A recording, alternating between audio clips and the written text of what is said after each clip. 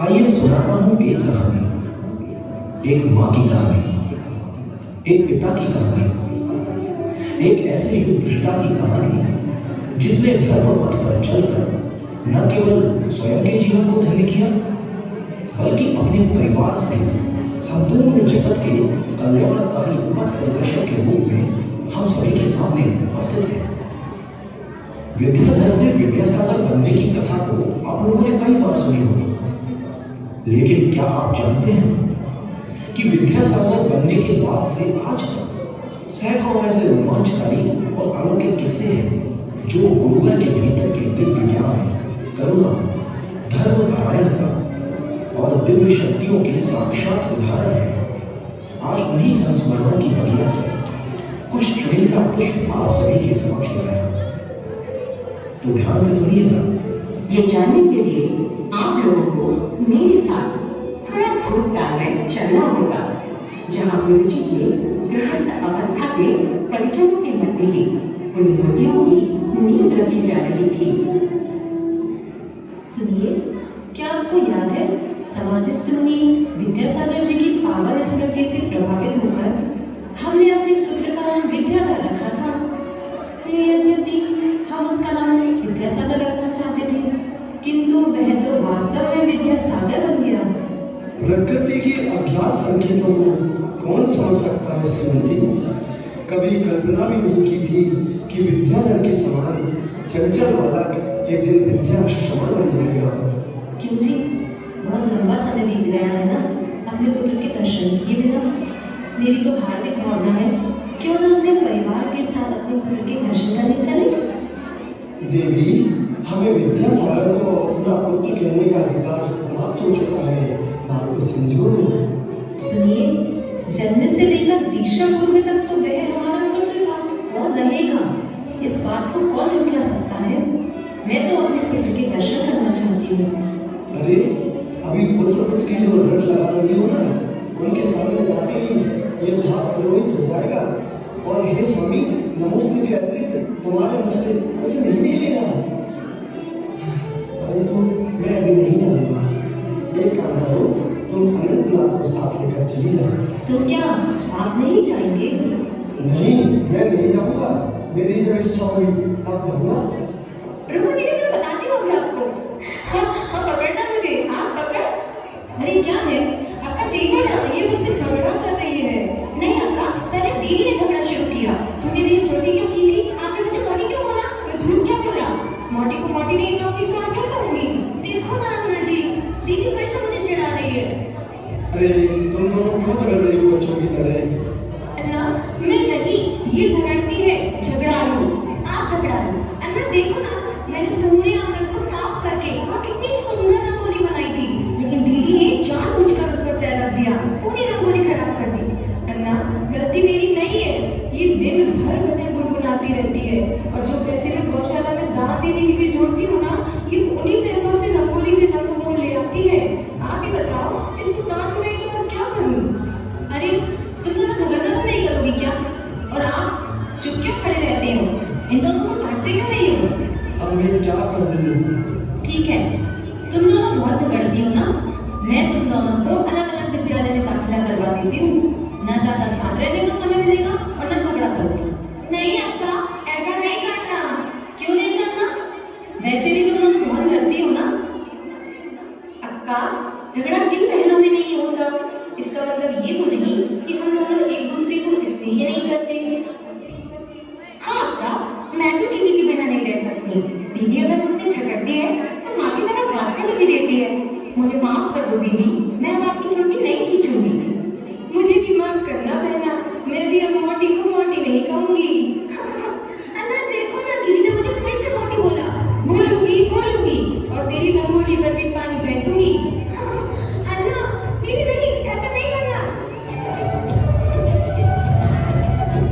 और 2 मार्च 1975 के दिन बालक अनंतनाथ जी, जो कि उस समय 19 वर्ष के थे, अपनी अक्का और दोनों बहनों को लेकर अजमेर पहुंचे, किंतु वहां से आचार्य श्री का विहार हो चुका था। सवाई माधोपुर के पास अछाल ग्राम में पूरे परिवार ने आचार्य जी के दर्शन किए और प्रवचन के उपरांत गृहस्थ अवस्था की बहन स्वर्णा जी के मन में वैराग्य के भाव जागृत हो गए। अरे यहाँ खड़ी खड़ी क्या कर रही है? चलो चौकी की तैयारी करते हैं, माँ बुला रही है। ठीक है दीदी, तो चलो मैं आती हूँ। क्या हुआ? क्या सोच रही है? अरे तू रो क्यों रही है? कुछ नहीं दीदी, कुछ पुरानी बातें याद करके मन भावुक हो गया था। पुरानी बातें? हाँ दीदी, आपको याद है विद्या दादा जब घर में थे कैसे रोज हमें दरबार से पढ़ाते थे। हाँ, उन पलों को कौन भूल सकता है भला? और अगर कभी हम दोनों बिना बात सुनाए सो जाते थे ना, तो नींद से उठाकर हमसे पार सुनते थे। हाँ हाँ, सब कुछ याद है। देखो ना, आज हमारी वही विद्या दादा इस युग के श्रेष्ठतम मुनि कहे जाने लगे हैं। किसने सोचा था कि माता पिता का वो लाडला प्रेम भविष्य में इतिहास का मार्गदर्शन करने वाला बन जाएगा। लेकिन ये सब बातें तू अभी क्यों याद कर रही है? अभी चौथे का समय है, उसमें मदद कर। ये सब बातें घर जाके सोचती रहना सुकून से। दीदी, पर अपनी विद्या दादा के बिना मुझे अब सुकून आता ही नहीं। तो क्या जीवन भर अपने विद्या दादा के पास ही रहेगी? सोच तो ऐसा ही रही। अरे बुद्धू, तू भूल रही है, तेरे विद्या दादा अब आचार्य ज्ञान सागर जी महाराज के शिष्य हैं। वो ऐसे ही किसी को अपने पास नहीं रुकने देते। तो फिर मैं ब्रह्मचर्य व्रत लेंगी, तब तक अपनी देंगे ना ब्रह्मचर्य व्रत। तुझे पता भी है क्या बोल रही है? हाँ दीदी, बहुत दिनों से मैं ये बात कहना चाह रही थी कि मैंने व्रत लेने का मन बना लिया है, पर कह नहीं पा रही थी। तेरा दिमाग तो सही है ना स्वर्णा? व्रत लेना कोई हंसी खेल नहीं है। जानती हूँ दीदी, हंसी खेल होता तो हमारे विद्या दादा कभी इस मार्ग पर आने न बढ़ते। पागलों जैसी बातें मत कर, मैं संकल्प ले चुकी हूँ दीदी। कैसा संकल्प? और तू कब से इतनी बड़ी हो गई जो अपने लिए खुद निर्णय लेने लगी? और ये निर्णय लेने के पहले क्या तूने अल्लाह और अक्का से पूछा? स्वर्णा, मैंने कई बार अल्लाह अक्का को हमारे सुनहरे जीवन के बारे में सपने सजाते हुए देखा है। कई बार अल्लाह की आंखों में हम दोनों की परिवार की उम्मीद देखी है। क्या तू उन सभी उम्मीदों पर पानी फिर देना चाहती है? तो क्या दीदी मैं उन उम्मीदों को भूल जाऊं जो विद्या दादा ने हमसे लगाई थी? याद है आपको एक बार रक्षाबंधन पर जब हम दोनों उन्हें राखी बांध रहे थे तो विद्या दादा ने क्या कहा था? एक धागा बांधकर तुम दोनों इस शरीर को रिश्ता में बांध लोगी, लेकिन मेरी आत्मा को कैसे बांधोगी? दीदी को अगर नहीं चाहती हूँ कि जिस तरह से उन्होंने सारे बंधन तोड़कर स्वाधीनता प्राप्त की है, उसी तरह उनकी ये दोनों बहनें उनका अनुसरण करें। स्वर्णा, ये मार्ग विद्या दादा के लिए सरल होगा, लेकिन हम दोनों स्त्री पर्याय में हैं। हमारे लिए ये मार्ग बहुत कठिन है। मैं कभी व्रत नहीं ले सकती। क्या एक स्त्री का जीवन केवल पराधीनता के लिए बना है? क्या आप भी पराधीन रहना चाहती हैं? विद्या दादा ने कभी नहीं सोचा होगा कि धर्म पथ पर चलकर परम स्वाधीन होते हुए भी वो अपनी गृहस्थ अवस्था की एक बहन को पराधीनता की बेड़ियों में जकड़ा हुआ देखेंगे। आपका अगर विवाह करने का भाव है तो ठीक है, मैं आपको नहीं रोकूंगी, लेकिन मैं संकल्प कर चुकी हूँ दीदी। आज व्रत के उपरांत मैं विद्या दादा से आजीवन व्रत के लिए निवेदन कर दूंगी। आप माता पिता का ध्यान रखना और हो सके तो अपनी इस छोटी बहन को क्षमा कर देना। अभी कभी अपनी छोटी नहीं खींचेगी। रुचा बहन, बचपन में जिस दीदी को छोड़कर विद्यालय तक नहीं जाती थी, मोक्ष मार्ग में क्या उसे साथ नहीं ले जाएगी? दीदी, इसका मतलब आप भी? हाँ। चलो अपनी विद्या दादा से जीवन का नया पाठ सीखना प्रारंभ करते हैं।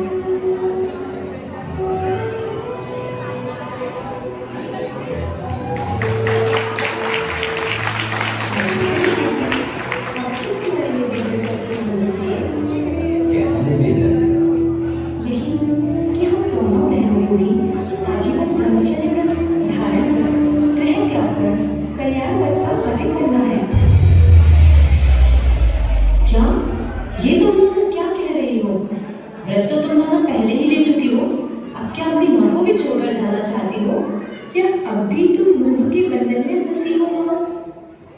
अभी तुम्हें लगता है कि सांसारिक रिश्ते मोक्ष पथ पर चलने से भी अधिक महत्वपूर्ण है?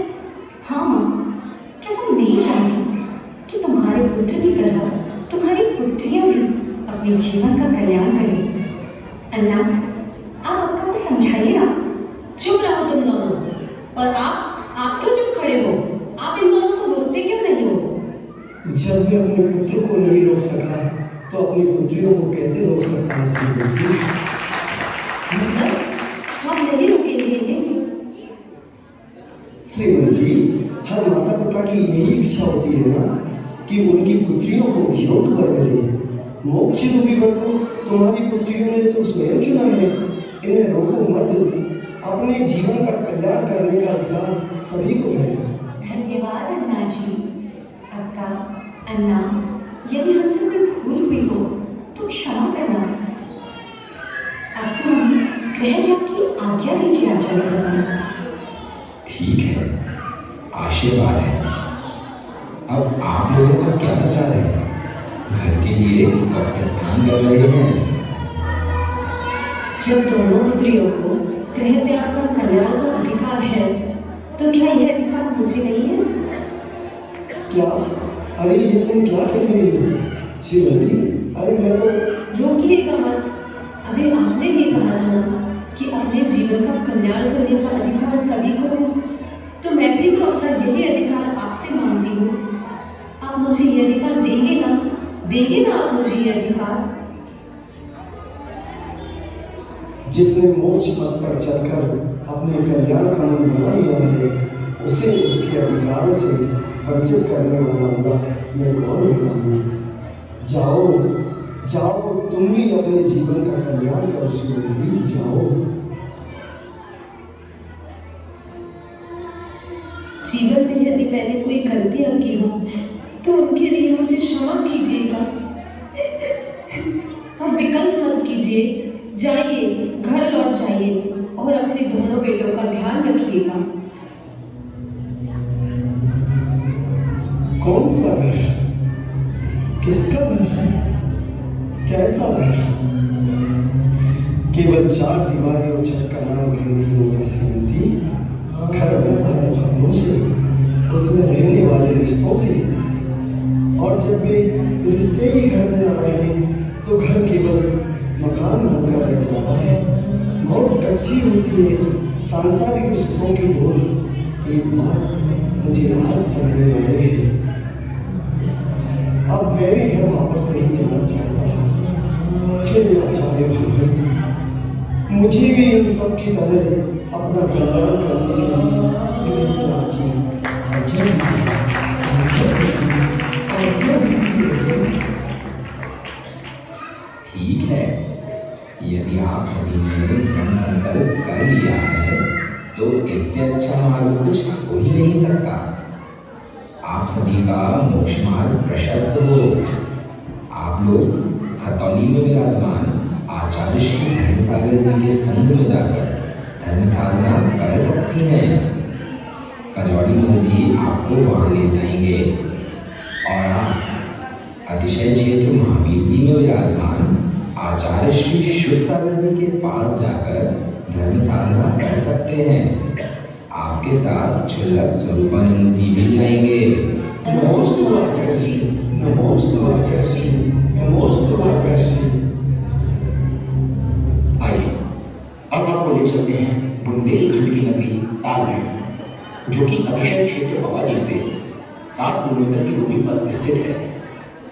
नगर के मध्य में एक भव्य जिनालय है, जहां पर 2 दिन पूर्व ही कर्नाटक के एक युवा नवदीक्षित आचार्य श्री विद्यासागर जी महाराज का आगमन हुआ है। उनके आगमन से पूरा ग्राम धर्ममय हो चुका है।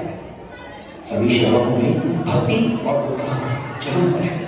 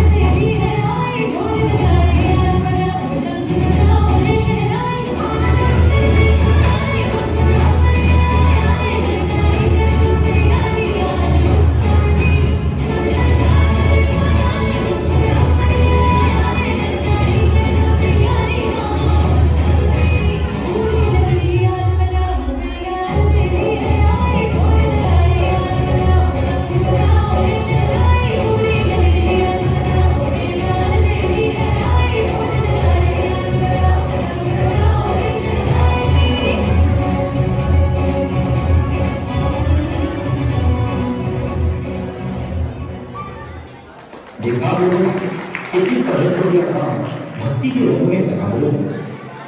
इन सभी के बीच एक समाजग्रस्त परिवार भी था, जिसमें माता, पिता और उनके साथ उनका 8 वर्षीय पुत्र रहता था। पिता किराने का व्यापारी और माता आदर्श गृहिणी थी। माँ के मन में ये दिल भाव हो कि क्यों ना उच्च गुणवत्ता चौका लगाकर आहार दान देने का महासौभाग्य प्राप्त किया जाए।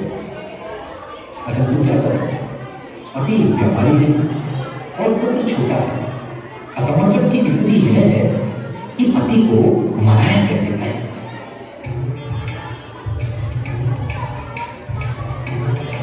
अरे सुनो, हम निकल रहे दुकान के लिए।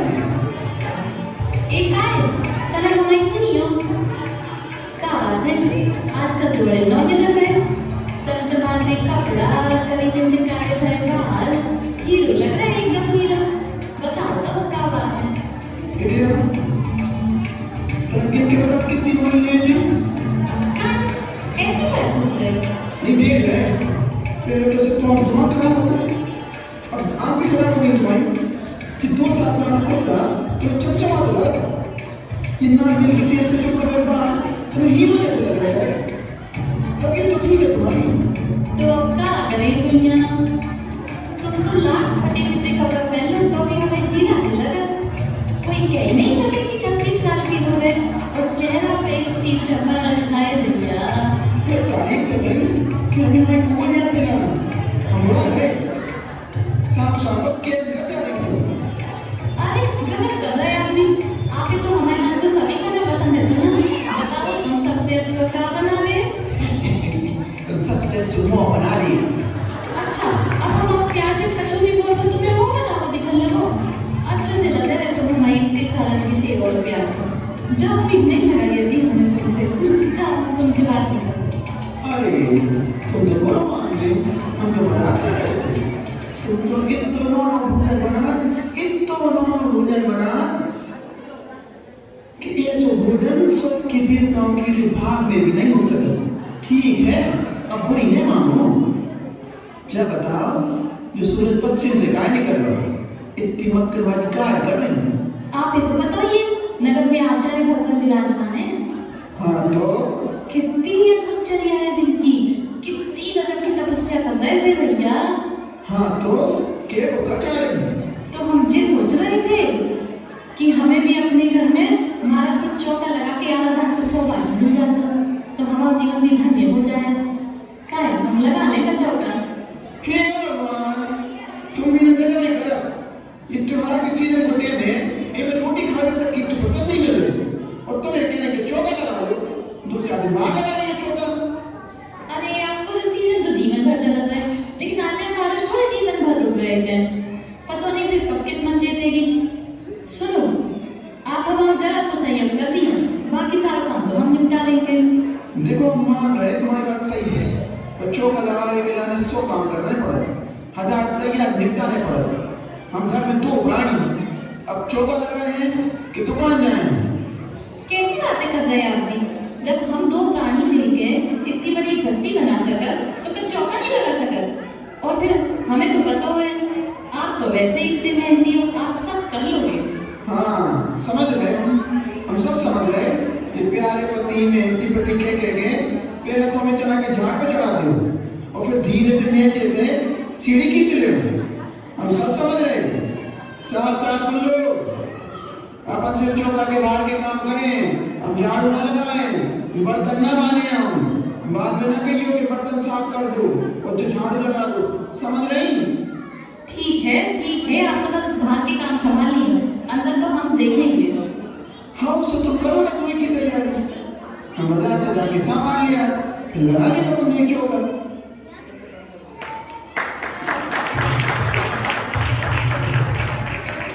देख रहे भगवान, हमने पहले कहती हम चौका चूल्हे वाले काम नहीं करेंगे। अब ये रब हमारे आपने झाड़ू लगाओ करो सफाई। ये भगवान के होता है बोलते क्या होगा अकेले में क्या बड़बड़ा रहे? अरे हम कहाँ बढ़ रहा है? हम तो भगवान को धन्यवाद दे रहे। ये शानदार ज्यादा बदलना भी जमीन हम तो धन्यवाद भगवान। क्या कहीं बदल रहा? मतलब पापा मैं मोटी कह रहे। और हमारी का जो तेरी मोटी के बदलदार मतलब जी की बात में बदल हुए। हाँ फ्रेंड दो, तुम्हें जब फालतू बातें सुनने को टाइम नहीं है, बहुत कम है। सुनो, जाके मंदिर वाले को ऐसे ही गर्म पानी दो ना। सुनो, कहीं इंटरनेशनल हालत में तू आके भेज के कहा हमारी बच्ची की इज्जत तो जरूर निकल पड़ा। सुबह से झाड़ बोला और सब झाड़ भेज हो अब कभी तो नहीं काम हुए। तो फिर चौका का काम छोड़ के हम जाए पानी लेने। अरे माँ, मैं भी तो हूँ यहाँ पर। आप मुझे भी तो कोई काम बताइए ना। मुझे भी चौके के लिए काम करना है। कोई नहीं जाएगा कुएं से पानी भरने, मैं जाऊँगा। तू कैसे जाएगा? तुझे पानी छानना आता ही है। अरे माँ, आप भी ना। आपको पता है मैं पूरे 8 वर्ष का हो गया हूँ और पाठशाला में कल ही हमारी दीदी ने अच्छे से सिखाया है कि पानी कैसे छानते हैं। मेरे पीले मेरे अरे मेरे नीले तो नहीं समझी अपने पापा की पीड़ा। बहुत खूब। अब सुनो, पानी को मोड़े लगे थे। ठीक है बेटा, पर ध्यान से जाना और ठीक से जीवानी करके पानी लाना। ठीक है? ठीक है माँ, आप बिल्कुल चिंता मत करो। मैं खूब अच्छे से पानी भर के लाऊंगा।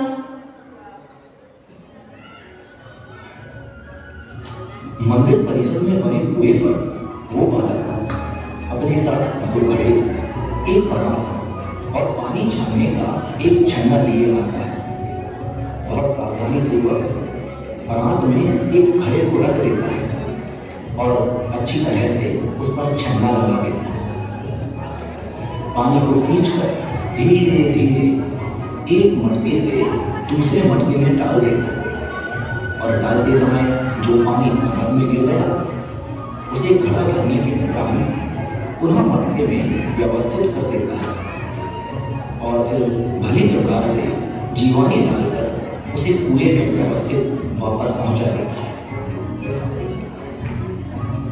इस पूरी प्रक्रिया मंदिर परिसर में बने अपने कक्ष से बैठकर आचार्य भगवान भी देख रहे थे और मन ही मन प्रसन्न होकर विचार कर रहे थे।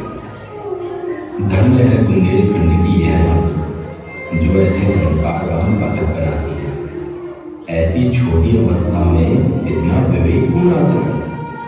निश्चय ही यहाँ धर्म और संस्कारों का भविष्य आने वाले युगों युगों तक सुरक्षित रहेगा। ऐसी पावन धरा अनंत चर्यात्मों से भरी हुई लगती है। लगता है यहाँ अपनी दुकान अच्छी चलेगी। यह स्थान, यह भूमि रुकने के लिए उत्तम समझ आती है। और इसी आचार्य भगवान ज्ञान सागर जी महाराज ने मुझसे बार बार कहा था, विद्यासागर बुंदेलखंड जरूर जाना। बेटे, क्या नाम है आपका?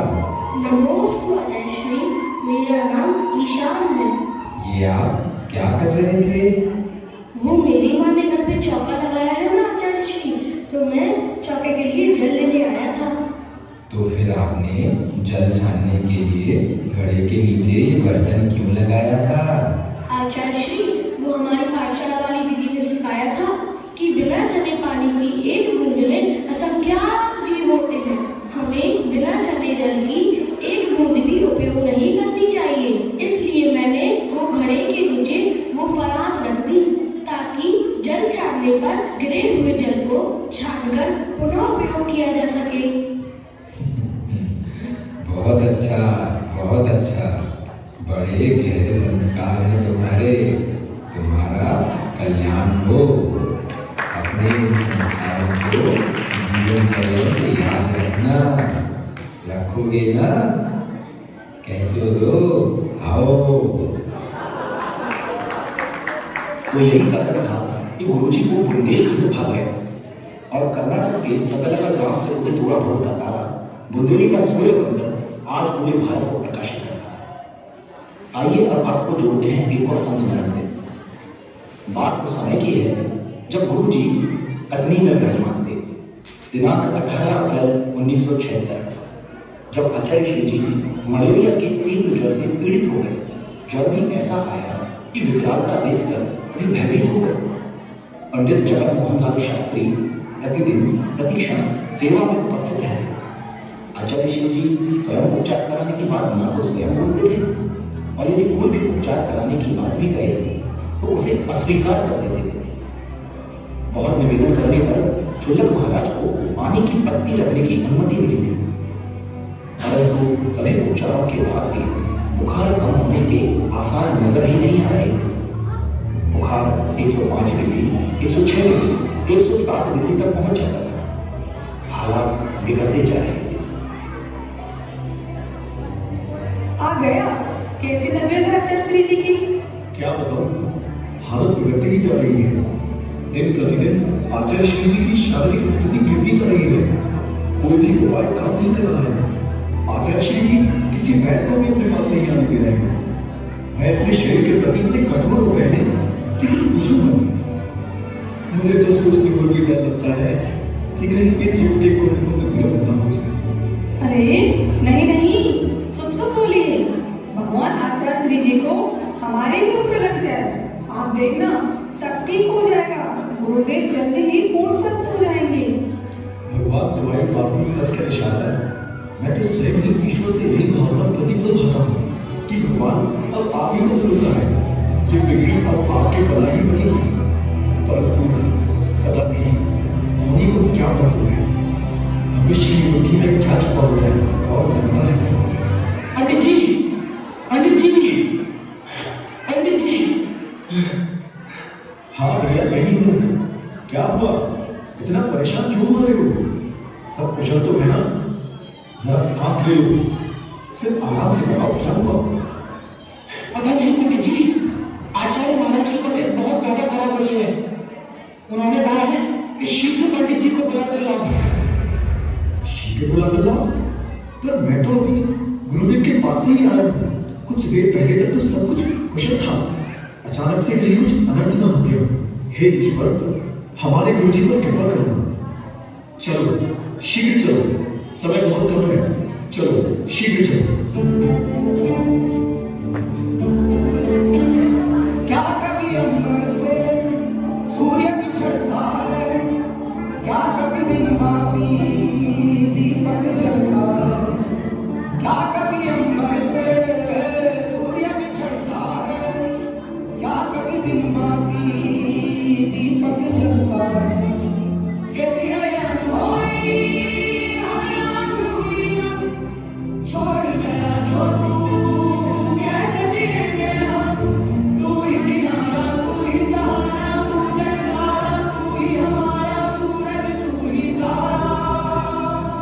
जय जयकारा, जय जयकारा, स्वामी देना साथ हमारा।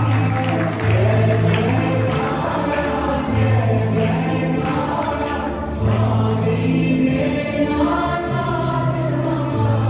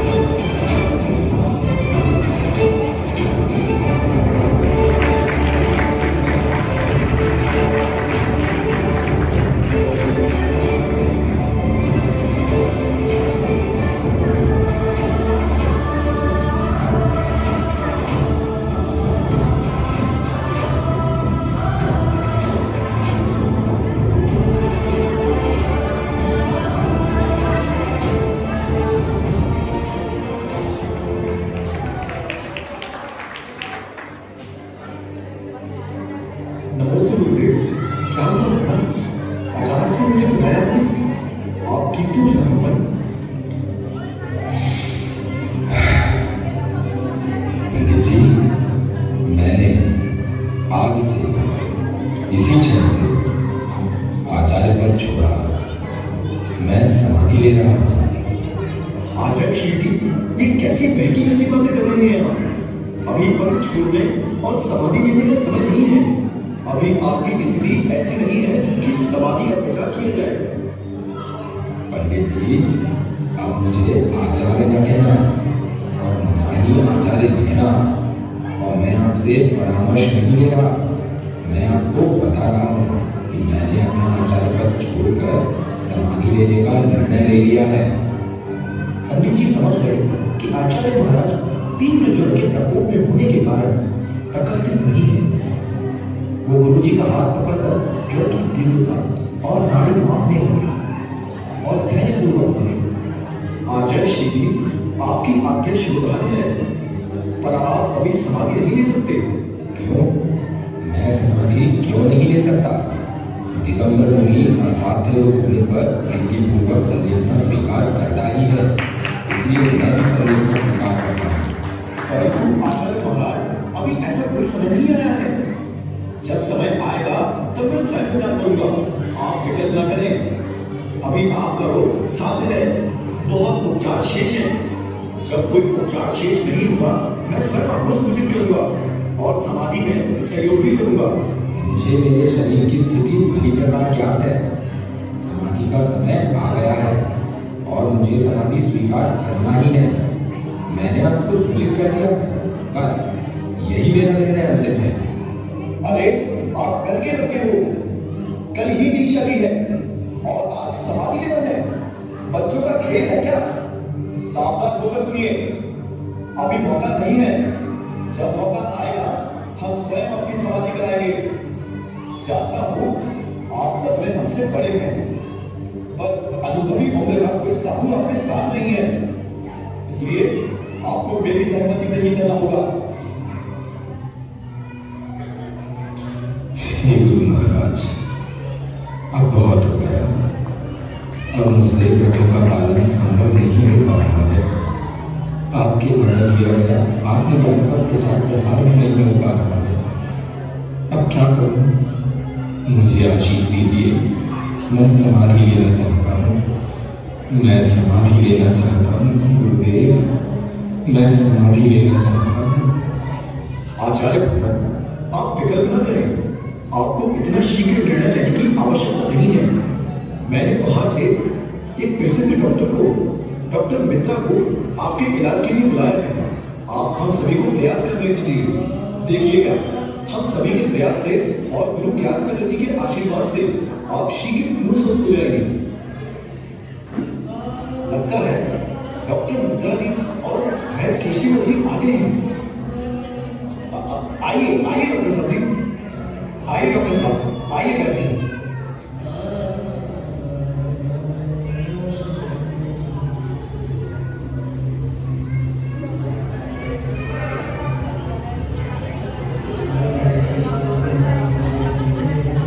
पंडित जी, आपका साधु डूब रहा है। ये कैसी विडंबना है, आप सबके सामने हर बदलते क्षण के साथ महाराज जी का स्वास्थ्य बढ़ रहा है। स्थिति बहुत गंभीर है और आप सभी को हाथ लगा कर बैठे हुए हैं। डॉक्टर साहब, ऐसा न करिए, कोई तो उपचार होगा। आप तो इतने बड़े डॉक्टर हैं, कोई तो उपाय होगा जिससे गुरु जी का स्वास्थ्य लाभ हो सके। क्या उपाय बताऊं मैं तुमको? एलोपैथी दवा देनी नहीं है, इंजेक्शन लगाना नहीं है, बोतल चबाना नहीं है, तो मैं क्या पंचपट पर बोल दूं उनको? मैं तो समझ ही नहीं पा रहा हूँ, आप लोगों की बुद्धि क्या भ्रष्ट नहीं है? जो आप समझ ही नहीं पा रहे, स्थिति इतनी नाजुक और गंभीर है, आखिर किस बात पर इलाज करवाएंगे आप सब लोग? डॉक्टर साहब, आप जानते हैं इनके गुरु कौन हैं? इनके गुरु हैं आचार्य ज्ञान सागर जी महाराज। वे महाज्ञानी थे, ज्योतिष आचार्य थे, आगम के पाठी थे, शुद्ध आचार्य थे। उन्होंने इस युवक को आचार्य पद दिया है। यह कार्य उन्होंने ऐसे ही नहीं कर दिया होगा, मुझे पूर्ण विश्वास है। दीक्षा देकर उन्होंने निश्चय ही सब जान लिया होगा। इस युवक दिगंबर आचार्य द्वारा भविष्य में लाखों लाख मनुष्यों का उद्धार होना है। यह इस दिगंबर जैन समाज में नई जागृति लाने वाले बनेंगे। आप चिंता न करें, मैं इन्हें डूबने नहीं दूंगा। चाहे मुझे कुछ भी निर्णय लेना पड़े तो भी मैं पूरा प्रयास करूंगा। अच्छी बात है, जैसी आप लोगों की मर्जी, लेकिन आप कुछ करें या ना करें, मेरी इतनी सलाह जरूर माने कि आप इन्हें 24 घंटे तक मच्छरों से बचा कर रखें, क्योंकि मच्छरों का काटना इनके लिए बहुत ज्यादा परेशानी खड़ी कर सकता है। और वैद्य जी, आपसे मेरा निवेदन है, आप इनका उपचार तुरंत चालू कीजिए। मेरा भी यही विचार है वैद्य केशव जी, आप अपना उपचार शीघ्र प्रारंभ कीजिए। बाकी ईश्वर पर मेरा पूरा विश्वास है, सब ठीक ही होगा। जी पंडित जी, यही बताना चाहिए। मैं आचार्य जी का इलाज अभी प्रारंभ करता हूँ। यह मच्छरदानी यहाँ किसने लगाई? वो क्या है ना आचार्य जी, वो रोग के चलते आपके शरीर का रक्त बड़ा जहरीला हो गया है। मच्छर आपको काटते ही मर जाते हैं। बस यही सोचकर मच्छरों की प्राण रक्षा हेतु यह उपाय किया था। पंडित जी, ऐसा करने से हमारी चर्या में दोष लगता है और मुझे मेरी चर्या में कोई दोष नहीं लगाना है। जी गुरुदेव, मैं अवश्य ही ध्यान रखूंगा। आचार्य श्री जी, अगर आप आहारचर्या को नहीं उठेंगे तो औषधि कैसे चल पाएगी? आपकी जो अनुकूलता हो आप वैसा आहार लें। बस औषधि अवश्य लेना है, इसलिए चर्या के लिए मना मत कीजिए आचार्य श्री। वैद्य श्री मुझी की औषधि एवं कथनी ही नहीं वरन संपूर्ण भारतवर्षीय जैन समाज के अतिशय पुण्य उदय से एवं गुरुनाम गुरु आचार्य श्री ज्ञान सागर जी महाराज के आशीर्वाद से धीरे धीरे आचार्य श्री स्वस्थ होने लगे। समय पाकर आचार्य महाराज 16 जून 1976 को चातुर्मास हेतु कुटरपुर जी सिद्ध क्षेत्र की ओर विहार कर गए। 1976 के उस ऐतिहासिक चातुर्मास के वक्त मुझे याद आती है 1980 जब आचार्य गुरुवर संघ सहित द्रोणगिरी में विराजमान थे। रात्रि का समय था, क्योंकि दिगंबर महाराज रात्रि काल में कुछ भी बोलते नहीं है, मौन रहते हैं। इसलिए उन्होंने अपने समक्ष विराजित चुल्लक महाराज को इशारों में कुछ बात कही। गुरु शिष्य के मध्य हुए उस बात का आप सभी के समक्ष पहुंचाना था, इसलिए उन्हें शब्दों का रूप दिया है। हमारे द्वारा दिए हुए इन शब्दों को आप केवल गुरु के मन के भाव ही समझिएगा। बुंदेलखंड की पावन घाट पर स्थित इस पुण्य क्षेत्र की कुछ अलग ही बात है। यहाँ पर भावों की विशुद्धि खत्म है। यहाँ सिद्ध क्षेत्र होने की विशेषता के कारण यहाँ का कण कण भावों को पल प्रतिपल विशुद्धि प्रदान करता है। हाँ सच में आचार्य सिंह जी, ऐसा लगता है द्रोणगिरी का ये पावन वातावरण हमें मोक्ष मार्ग में आगे बढ़ने की लगातार प्रेरणा दे रहा होगा। जी महाराज, यही तो सिद्ध क्षेत्र का महत्व है। यहाँ भावों का परिणमन इतना विशुद्ध होता है कि प्रत्येक जीव यहाँ आकर स्वतः ही मोक्ष मार्ग की प्रेरणा प्राप्त कर लेता है और अतिशय पुण्य का बंध करता है। अच्छा चुल्लक जी, आप जरा चुल्लक समय सागर जी को बुला लीजिए, उनको कहिए हमने बुलाया है। अरे समय सागर जी, आपको आचार्य महाराज ने याद किया है। जाइए जाइए, नमस्ते करके आइए। हो सकता है कोई विशेष प्रयोजन हो। इस समय गुरुजी ने मुझे क्यों बुलाया? मैं तो ये बात सोच कर भी पानी पानी हो रहा हूँ।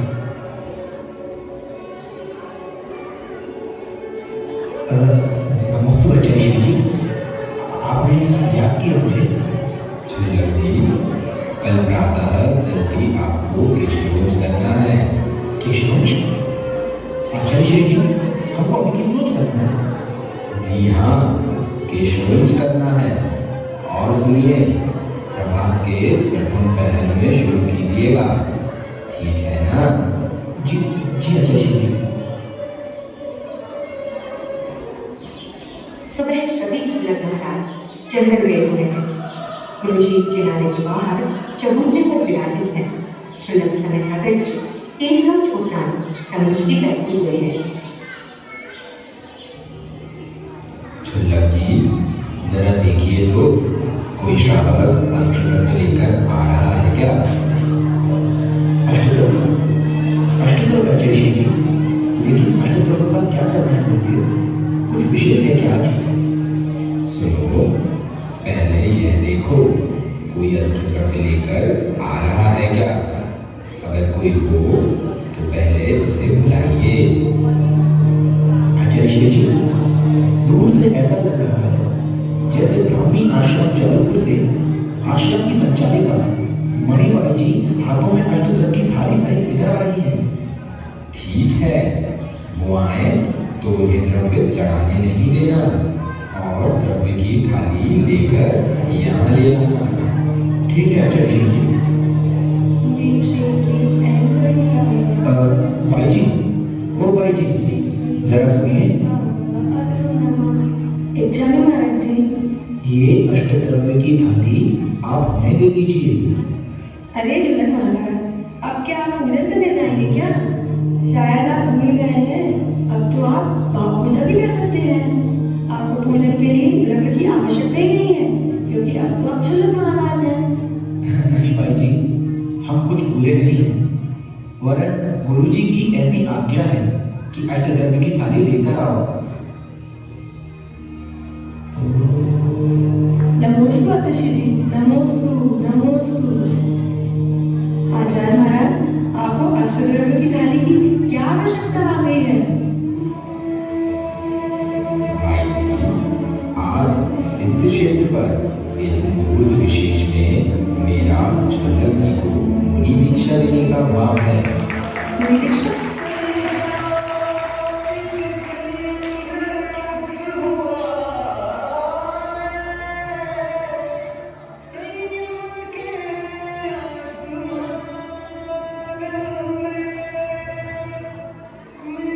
परंतु आचार्य भगवान, यहाँ तो मुनि दीक्षा की कोई व्यवस्था ही नहीं है।